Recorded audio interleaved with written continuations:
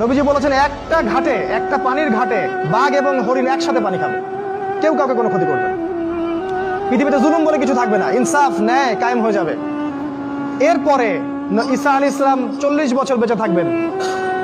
40 বছরের মধ্যে তিনি বিয়ে করবেন, সন্তান হবে, তার মৃত্যু হবে, তাকে দাফন করা হবে আমাদের নবীর কবরের পাশে। এবং তিনি যখন ইন্তেকাল করবেন তারপরের মানুষগুলা আরো জঘন্যভাবে খারাপ হওয়া শুরু করবে, এর রাস্তায় দাঁড়িয়ে জেনা করবে। আর এই মানুষগুলোর উপরে হঠাৎ একদিন সকালবেলা সূর্য পশ্চিম দিক থেকে উঠে যাবে এবং একটা লোকমা মুখে তোলার জন্য মানুষ মুখে নিবে, মুখে তুলতে পারবে না, তার আগে কিয়ামত হয়ে যাবে। পানি খাওয়ার গ্লাস উঠাবে, পানি পান করার আগেই কিয়ামত হয়ে যাবে। দুজন ব্যবসায়ী কাপড় এক্সচেঞ্জ করবে, একজন বিক্রি করবে, একজন দেখবে, এই দেখতে দেখতেই কিয়ামত হয়ে যাবে। একদম মুহূর্তের মধ্যে একদিন কিয়ামত হয়ে যাবে ওই মানুষগুলোর সামনে। এগুলোর সামনে হতে যাচ্ছে, আমাদের হাতে বেশি সময় নাই কথাগুলো বলার, এই কারণ হচ্ছে সময় কম। তো এখন এই অবস্থায় একজন মুসলিম হিসেবে আপনার করণীয় কি?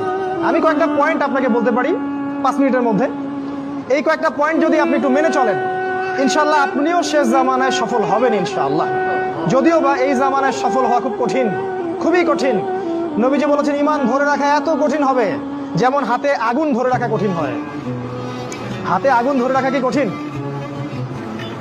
দেখেন, আমরা যারা ইসলাম ফলো করছি, আমাদের ইসলাম পালন করতে যদি এরকম কষ্ট না হয়, বুঝতে হবে আপনি সেই প্রকৃত ঈমান ধারণ করে নাই, যে ঈমান ধারণ করলে হাতে আগুন আপনি অনুভব করতেন।